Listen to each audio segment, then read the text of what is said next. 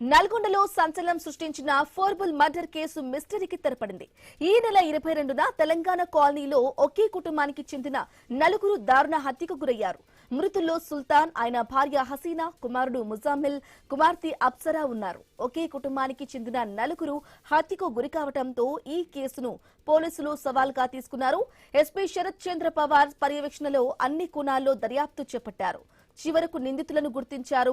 ఈ దారుణ ఘటన వెనుక దగ్గరి బంధువుల హస్తం ఉన్నట్లు పోలీసులు నిర్ధారించారు.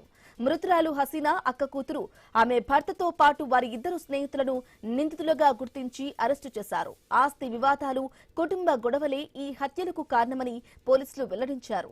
నిందితుల నుంచి హత్యకు ఉపయోగించిన కత్తి, కారు, 3 లక్షల రూపాయల నగదు, 5 తులాల బంగారం, భూమి పత్రాలు, బ్యాంకు పాస్ బుక్లు స్వాధీనం చేసుకున్నారు.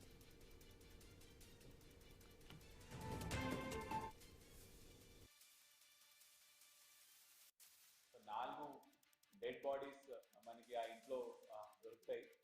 ఆ డెడ్ బాడీస్ కూడా బాగా డీకంపోజ్ అయ్యి గుర్తుపట్టని స్టేట్ లో ఉంటే మనం ఎమ్మటే బాడీని పోస్ట్ మార్టం కి షిఫ్ట్ చేసి బేస్డ్ ఆన్ ప్రిలిమినరీగా ఇంజురీస్, స్టాబింగ్ ఇంజురీస్ ఉన్నాయి అని చెప్పేసి మనం మర్డర్ కేసు రిజిస్టర్ చేయడం జరిగింది. కొంత సీసీటీవీ ఆధారాల బేస్ మీద మనము ఒక నలుగురు అక్యూజ్డ్ అని పట్టుకోవడం జరిగింది. మెయిన్ అక్యూజ్డ్ A1 ఇతని పేరు సయ్యద్ అస్లం, A2 తబస్సుమ్ ఇతని వైఫ్, A3 మొహమ్మద్ సోహెల్ ఇతను అస్లం వాళ్ళ ఫ్రెండ్, A4 హేమంత్ కుమార్ ఇతను బంగారం తీసుకున్న రిసీవర్.